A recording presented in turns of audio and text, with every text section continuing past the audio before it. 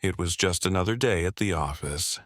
I sat at my desk, a stack of paperwork in front of me, the hum of fluorescent lights buzzing overhead.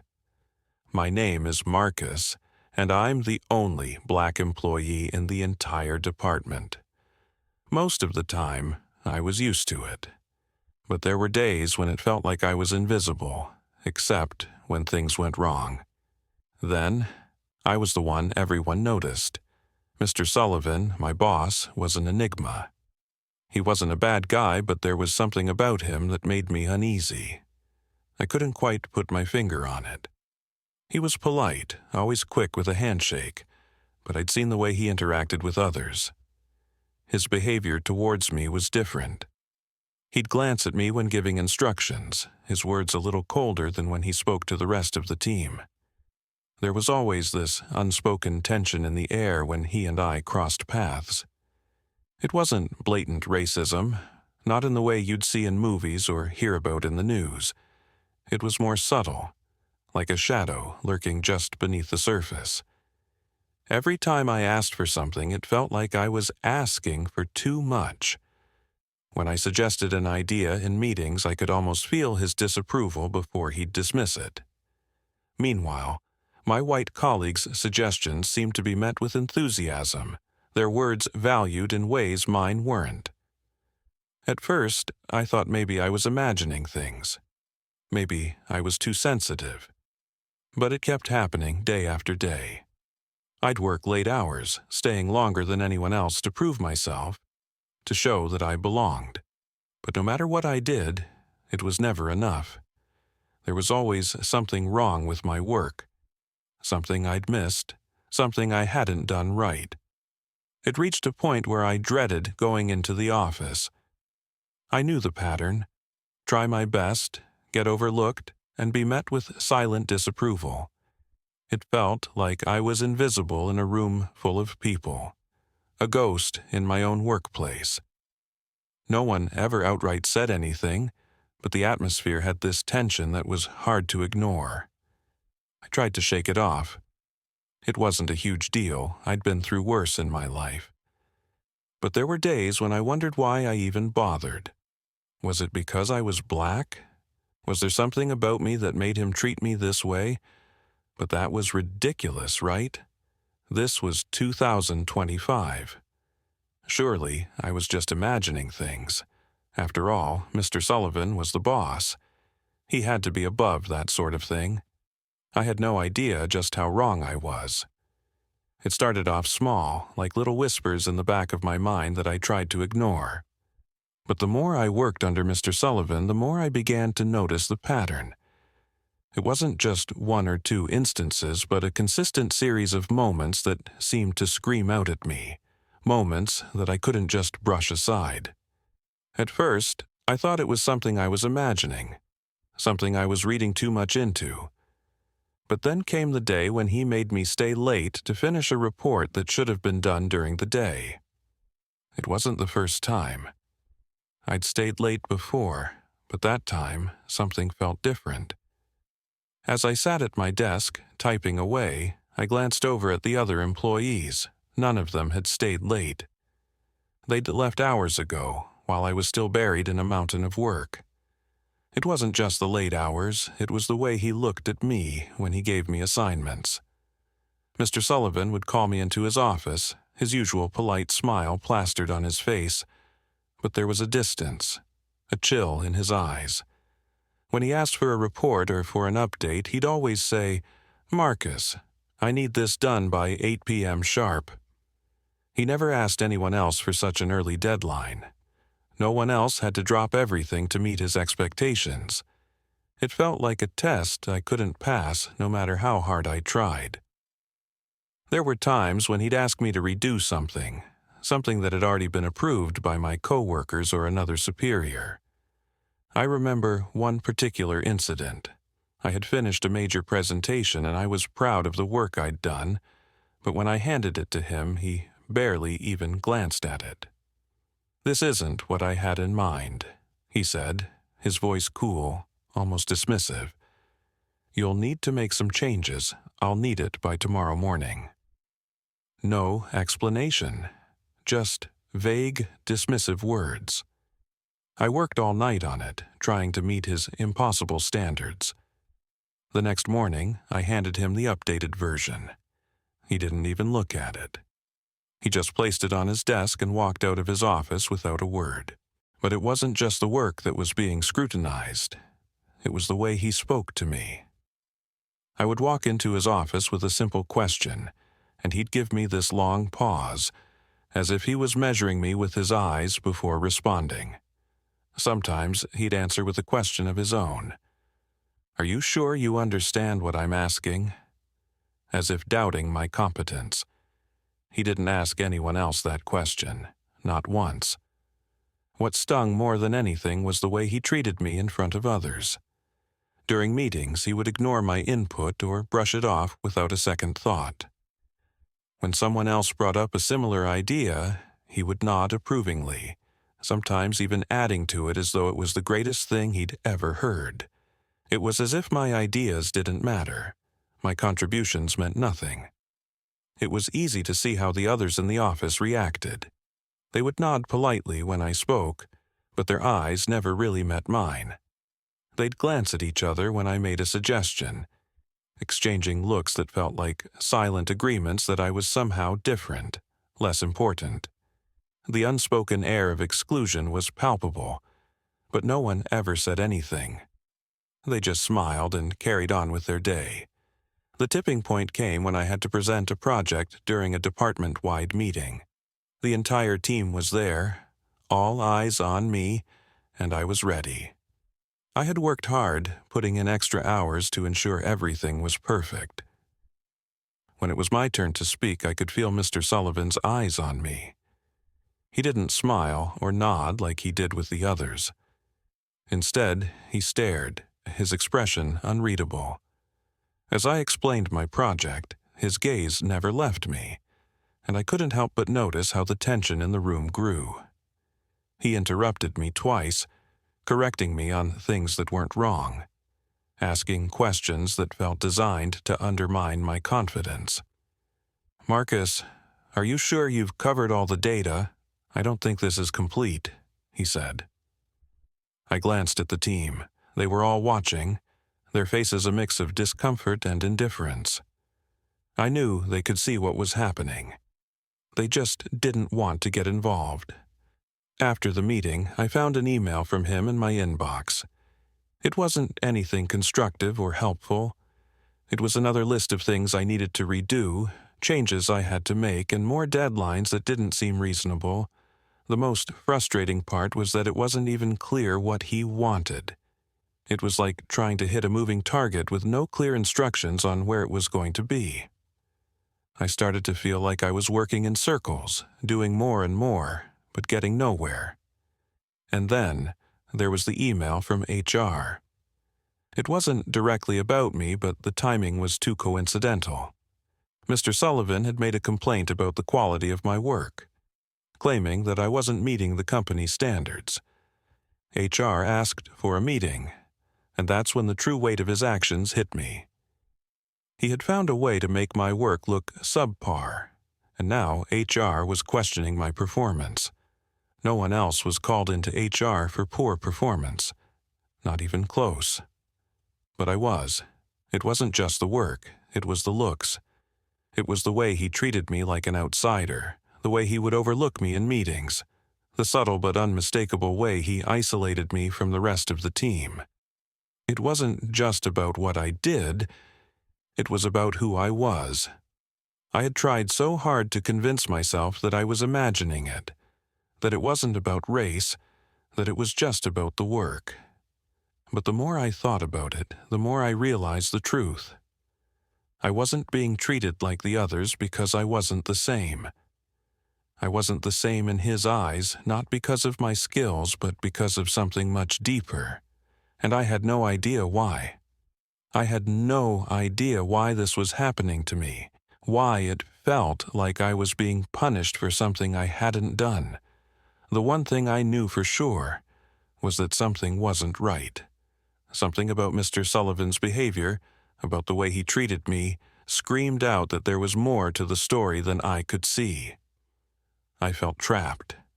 Every day was the same. Waking up early, heading into the office and walking through the door with the heavy weight of what I knew was coming. It wasn't just about the work anymore. It was about the silent judgments, the cold stares, the dismissive attitude that I knew all too well. I had tried to brush it off, to tell myself that I was being overly sensitive, but it became harder and harder to ignore the truth. Mr. Sullivan didn't treat me like the others, and I wasn't sure why. I started questioning myself. Maybe I wasn't good enough. Maybe I was just too inexperienced, too unpolished. But I knew deep down that wasn't it. I had the skills, I had the drive, I had the work ethic. I had been working harder than anyone else in that office, staying late, giving my best, doing what was asked of me. And yet, it was never enough. The moments when I stood up in meetings and tried to contribute felt like I was speaking into a void. No one was listening. No one was really hearing me. The tipping point came one Friday afternoon. I had spent all week preparing for a major presentation, one that would showcase everything I'd been working on for months. I'd put in the hours, making sure every detail was perfect, double-checking the numbers, making sure everything was exactly as it should be. When the time came for me to present, I stood in front of the team, my palms slightly sweaty, but I had confidence. This was my moment. This was the moment where I could show everyone what I was capable of. As I started speaking, I could feel Mr. Sullivan's eyes on me, watching me with that cold, calculating gaze. I knew it wasn't going to go well. Even before I finished the first sentence, there was something in the way he was looking at me, something that made my stomach twist in knots. I tried to push through, to keep my focus on the presentation, but it was hard. It was hard when you knew you were being judged before you even opened your mouth. As I finished, I waited for the feedback. I was met with silence. Then, after what felt like an eternity, Mr. Sullivan spoke up. "Marcus, this isn't what I was expecting," he said, his voice flat, his tone clipped. "There are several mistakes here. You need to go back and revise this." The room was silent. No one spoke. No one came to my defense. I felt the sting of embarrassment in the pit of my stomach, the familiar burn of humiliation creeping up my neck. I had worked so hard on this, but to him it wasn't enough. Nothing I did would ever be enough. As I sat back down at my desk, I felt a wave of anger rise in me, followed by a deep sense of frustration. Why was I being treated this way?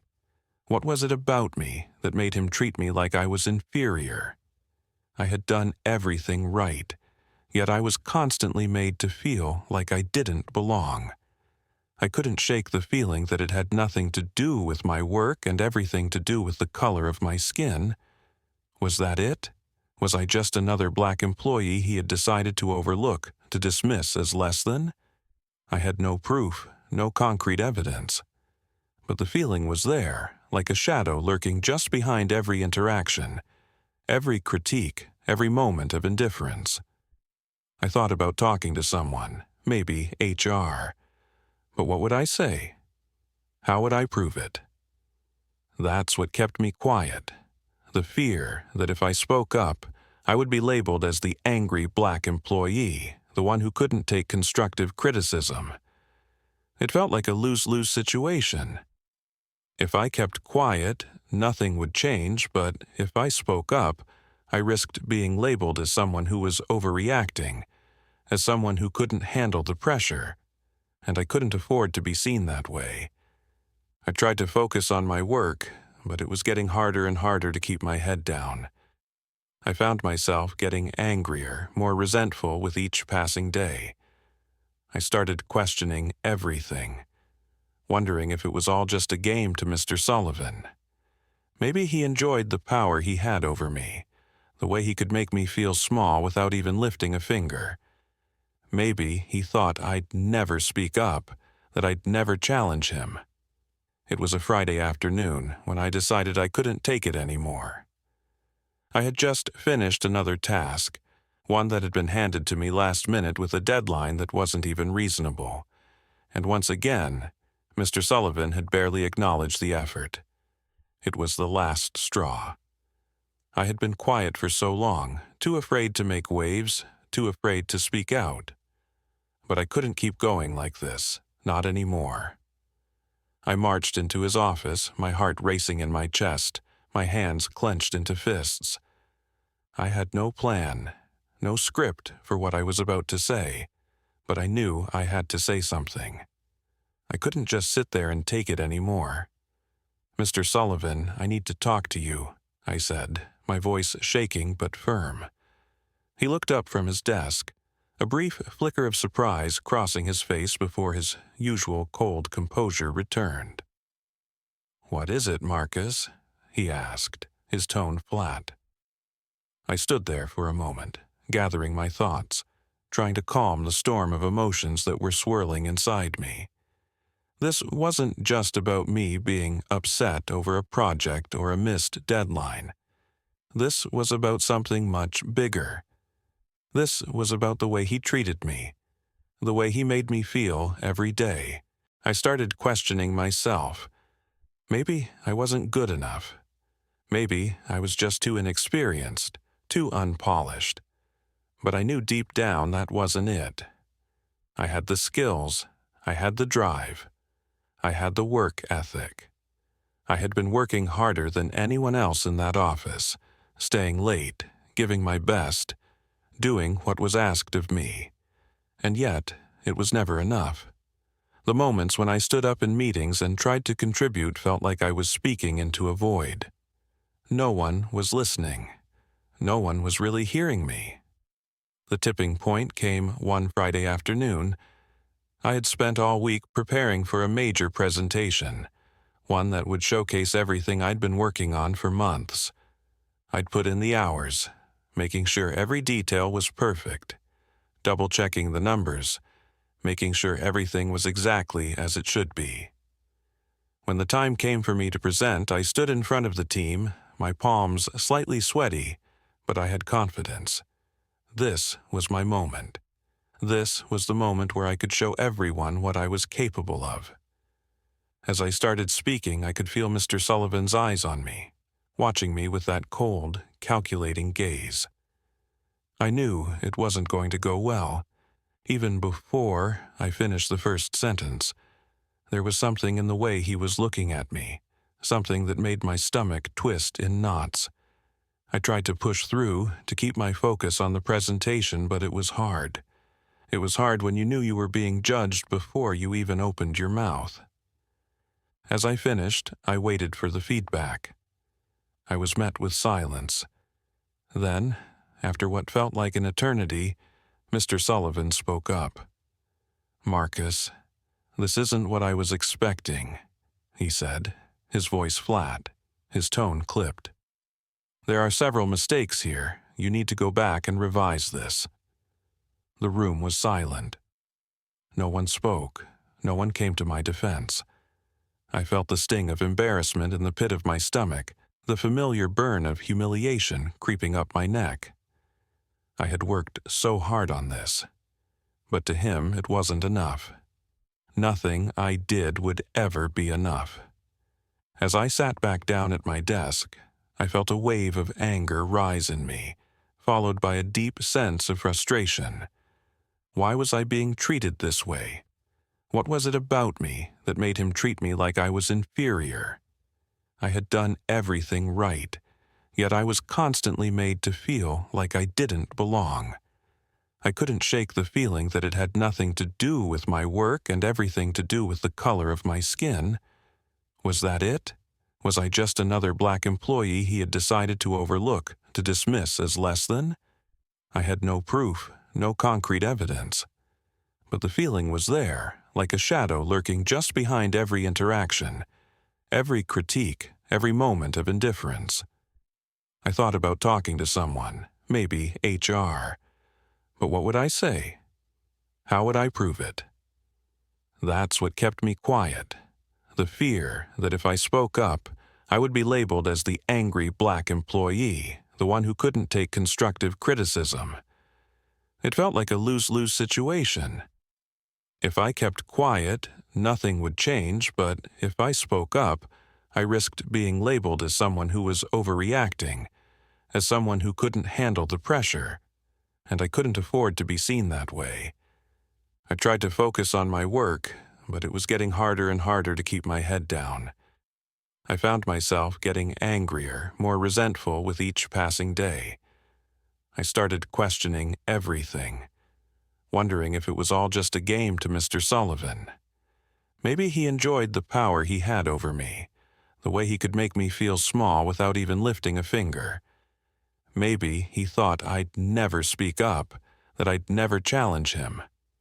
It was a Friday afternoon when I decided I couldn't take it anymore. I had just finished another task, one that had been handed to me last minute with a deadline that wasn't even reasonable. And once again, Mr. Sullivan had barely acknowledged the effort. It was the last straw. I had been quiet for so long, too afraid to make waves, too afraid to speak out. But I couldn't keep going like this, not anymore. I marched into his office, my heart racing in my chest, my hands clenched into fists. I had no plan, no script for what I was about to say, but I knew I had to say something. I couldn't just sit there and take it anymore. "Mr. Sullivan, I need to talk to you," I said, my voice shaking but firm. He looked up from his desk, a brief flicker of surprise crossing his face before his usual cold composure returned. "What is it, Marcus?" he asked, his tone flat. I stood there for a moment, gathering my thoughts, trying to calm the storm of emotions that were swirling inside me. This wasn't just about me being upset over a project or a missed deadline. This was about something much bigger. This was about the way he treated me, the way he made me feel every day. That night, I sat in my apartment, feeling completely defeated. I thought about the conversation I had with Mr. Sullivan a few weeks earlier, the one where I'd finally opened up to him, told him how I felt. In my mind, I had hoped that it would make things better, that he would see the error in his ways, that he would change, but instead, things had gotten worse. I felt like I was sinking deeper and deeper into a hole, with no way out. Every day felt like a battle I was losing. I didn't know how much longer I could keep up the fight. It wasn't just about my career anymore. It was about my well-being. I was emotionally and mentally exhausted. And then, one night, something shifted. I had been sitting in front of my computer staring at the same report for hours, unable to focus.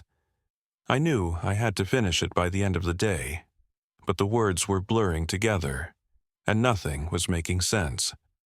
I leaned back in my chair, closed my eyes, and let out a long sigh. That's when I realized how deep I had fallen. I was letting this situation consume me. I had let Mr. Sullivan and the others control how I felt, how I saw myself. I had allowed myself to be dragged down into a place where I was questioning my worth, my abilities. It was like I had given them the power to shape my reality. But in that moment, I decided enough was enough. I wasn't going to let this continue. I wasn't going to let Mr. Sullivan's behavior dictate my self-worth. It didn't matter if he acknowledged my work or not. It didn't matter if the others were silent or avoided me. What mattered was that I knew my value. I knew what I was capable of. I knew I had to make a decision. I could either let this toxic environment continue to eat away at me, or I could take control and walk away. But walking away meant more than just quitting my job. It meant standing up for myself, not just in the office, but in my life. It meant putting my mental health and my peace first. But it wasn't easy. The next day, I found myself walking into the office, my mind racing. I had no plan, no idea what I was going to do. But I couldn't just sit there and let things get worse. I had to take action.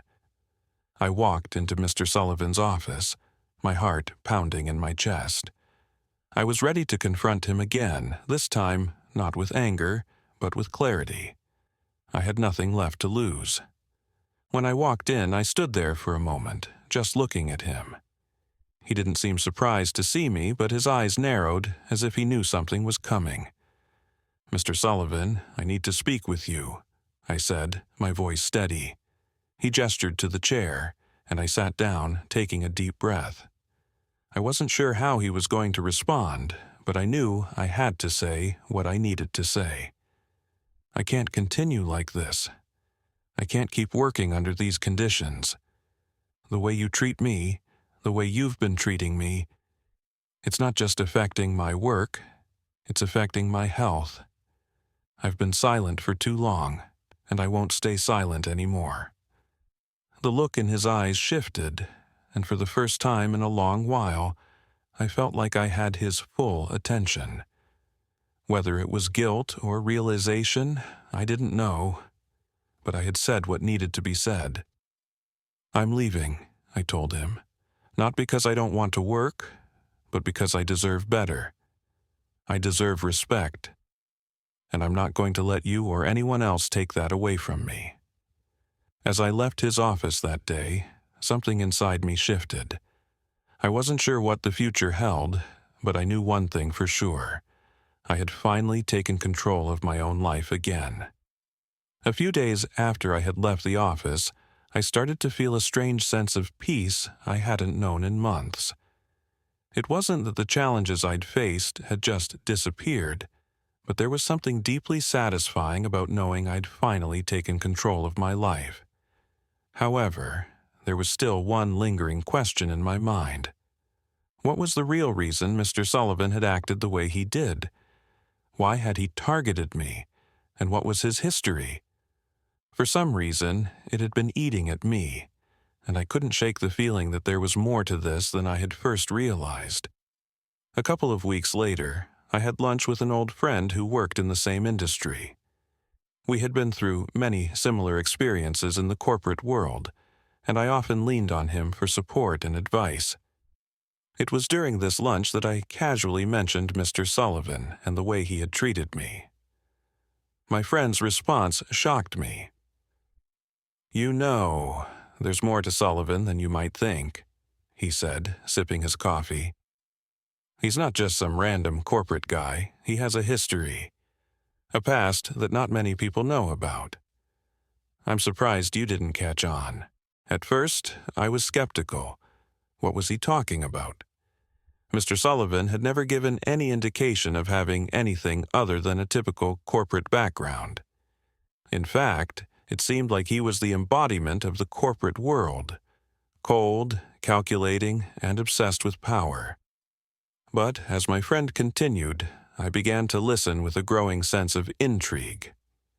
He was deeply involved in the civil rights movement, my friend continued. Back in the 60s and 70s, when he was younger, he was a prominent figure in the fight for racial equality. He was part of the marches, the protests, even led some significant initiatives. He was a leader, no doubt about it. I sat there in disbelief, trying to digest what my friend had just said.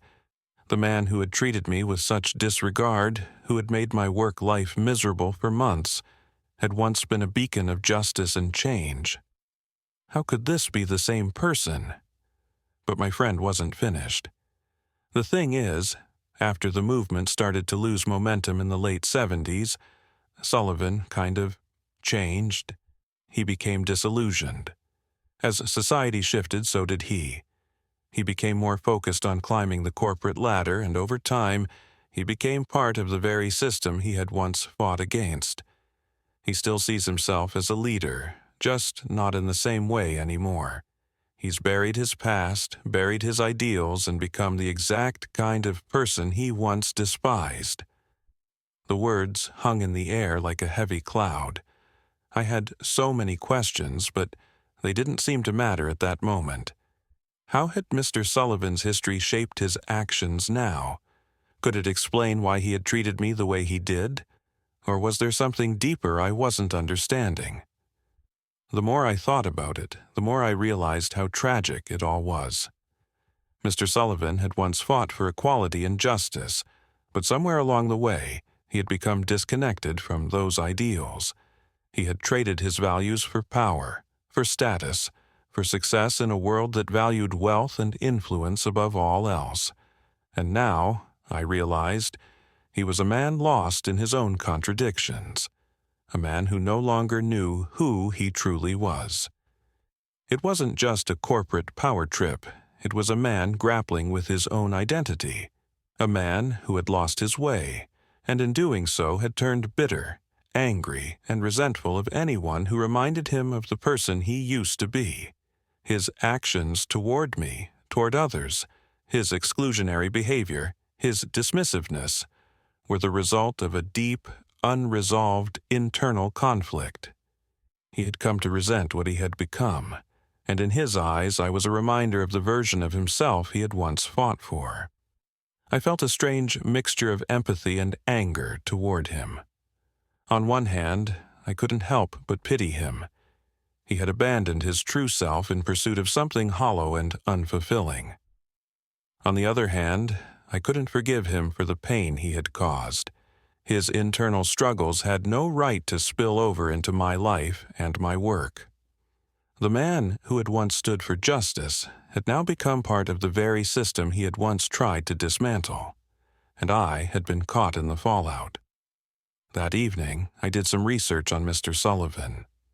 I dug into old newspaper archives, read articles, and watched some old footage from the civil rights marches. It was hard to reconcile the passionate, idealistic man I saw in the black and white photos with the cold, corporate executive I had worked under. I saw images of him marching alongside famous leaders of the movement, participating in protests that had made history. There was even a photo of him shaking hands with Martin Luther King Jr., a moment that should have made him proud, but now seemed haunting in the context of what he had become. I couldn't help but wonder what had happened to him. How did someone go from fighting for a better world to becoming the very type of person they had once rallied against? What was it about the power and success that had corrupted him so completely? The man who had once stood for fairness and equality had, in the years that followed, become a symbol of everything he had once fought against. It made me question the system we all worked in, the corporate world, the pressure to succeed at any cost, the way people often had to compromise their values to climb the ladder.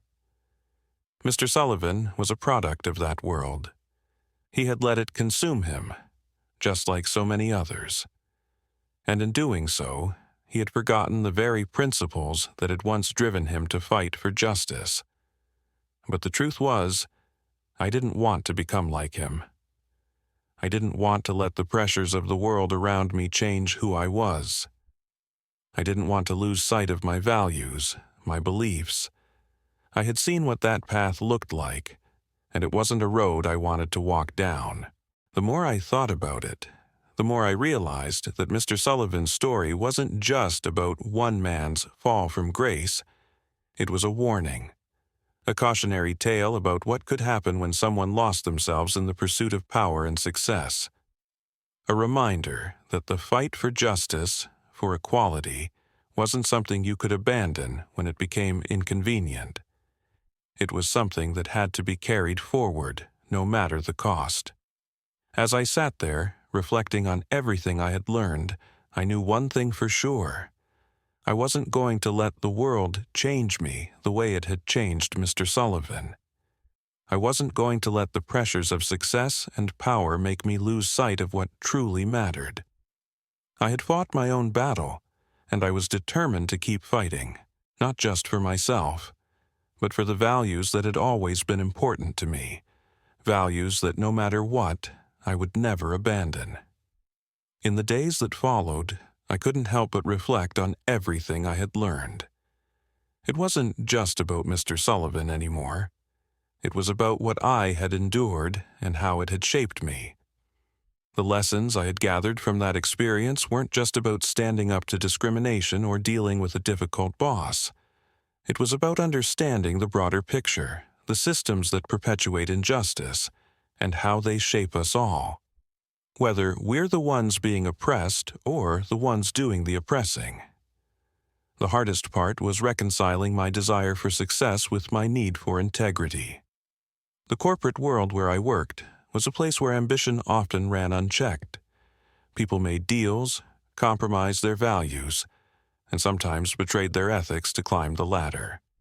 I had seen it in action too many times, and I had almost become a part of that machine. But in my fight for fairness and my need to speak out against Mr. Sullivan's behavior, I found clarity in my own purpose. I learned that success isn't worth it if it means sacrificing who you are. I saw in Mr. Sullivan a cautionary tale, someone who had lost his way because he had traded his principles for power. His rise to the top had cost him his identity, and in the end, it left him empty. He had no legacy of change or progress, just a cold, corporate reputation that meant nothing to him in his private moments. It made me realize that the true essence of leadership is not about power or dominance. It's about uplifting others, staying true to your values, and never compromising your integrity. Leadership is about making a difference, even when it's difficult. And in that difficult moment when I faced Mr. Sullivan's discrimination, I had the chance to stand up, not just for myself, but for something greater, for dignity, for respect, for fairness. And that in itself became a victory. When I spoke out against Mr. Sullivan, it wasn't easy. It wasn't just about challenging the status quo. It was about reclaiming my voice. For so long, I had kept my head down, focused on doing my job and surviving in a space that didn't always feel welcoming. But in that moment of truth, I realized that I didn't need to survive. I needed to thrive, and thriving meant standing up for what was right. In the weeks that followed, I noticed subtle shifts in my environment. I wasn't the only one who had been affected by Mr. Sullivan's behavior. There were others who had felt his prejudices, his coldness, his refusal to see them for who they were. And when I stood up, it wasn't just my voice that was heard. It was theirs too.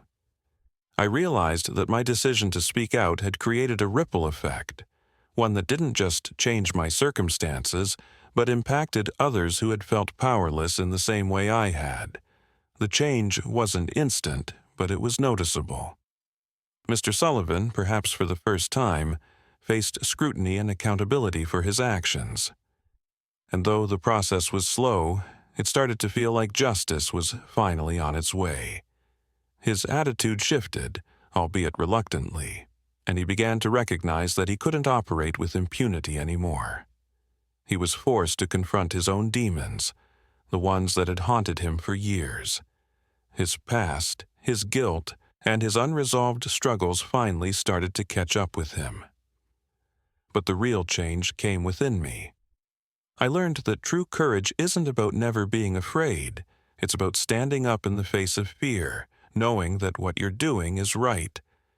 I had feared confrontation. I had feared retaliation. But in the end, the consequences of silence were far worse. Inaction only perpetuates the systems of injustice and inequality. Speaking out was not just a matter of standing up for myself. It was a matter of standing up for what I believed in. Standing up for the future I wanted to see, one where people were treated with fairness and dignity, no matter their race, gender, or background.